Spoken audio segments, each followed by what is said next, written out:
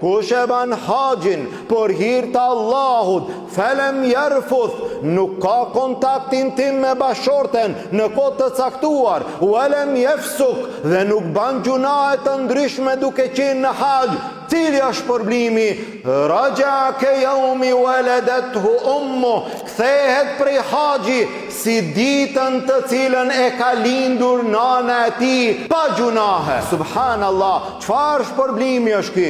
Çfarë mirësi është kjo? Çfarë madhështi është kjo që nxit besimtarin që të mundohet ta realizon për hir të Allahut Azza wa Jall këtë ibadet të madh. Vetëm ky hadith do të mjaftonte për çdo besimtar i cili ka kushtet, i cili ka mundësit që mos vonohet as edhe një ditë të vetme në momentin që i vjen mundësia të niset për të realizuar këtë ibadet madhështor.